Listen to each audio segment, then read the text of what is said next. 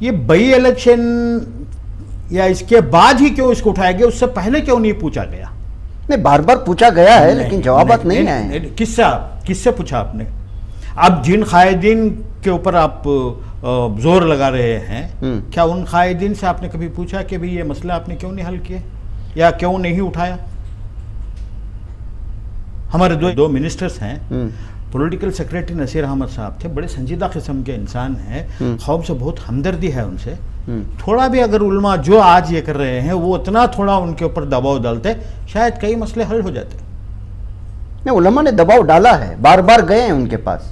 کیوں جاتے ہیں آپ بار بار جا کے ان کو بلائیے نا اپنے پاس. وہ تو زمانہ گیا بلانے کا. کیوں نہیں زمانہ گیا؟ آپ نے دیکھا کبھی کوئی سوامی جی آ کے ان کو بول رہا ہے کہ ہمیں ریزرویشن دو, ہمارے اوپر کیسز ہیں واپس لے لو؟ تو وہی تو الزامات ہیں علماء اکرام کی کہ ہماری بات نہیں سنی جا رہی ہے. صاحب میں وہی بول رہا ہوں, وہ طاقت پیدا کیجئے کہ وہ آپ کے پاس آئے. پیدا کرنے کہاں دیا جا رہا ہے؟ ایک ووٹ ایک سیٹ پوچھ رہے, وہ بھی نہیں دے رہے ہیں. نہیں, دیکھیے سیٹ کو اور علماء کی طاقت کو یہ مت کیجئے.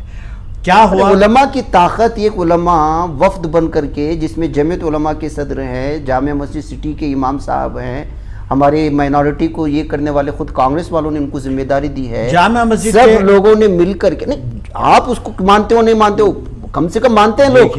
جامع مسجد سٹی کو مرکزیت حاصل ہے, جمعیت علماء معمولی یہ نہیں ہے. وہی بلاتے آپ چیف منسٹر کو؟ جی وہی بلاتے آپ چیف منسٹر کو جامع مسجد چیف منسٹر. کیا آپ نے کبھی نہیں بلایا ان کو؟ کتنے مرتبہ ہمارے چیف منسٹر وہاں گئے, وہیں بلا کے ان سے پوچھئے کہ یہ ہمارے مسائل ہیں, کیوں نہیں حل کیے؟ پوچھا ہوگا نا, آپ کو علم نہیں ہوگا. ٹھیک ہے, ہو سکتا ہے اگر آپ کے علم میں ہو تو ظاہر سی بات ہے. بعض چیزیں جو ہے اندرونی سے, آپ ضمیر احمد خان صاحب کے سلسلے میں بولتے ہیں, مجھے خود اندرونی سطح پر میرا ہوم ورک ہے کہ انہیں کئی مرتبہ جو ہے بہت سارے مسائل پر اندرونی سطح پر حل کیا ہے. کس نے؟ ضمیر احمد خان نے. بڑی اچھی بات ہے اگر انہوں نے حل کیا ہے اور ہمیں نہیں معلوم ہے.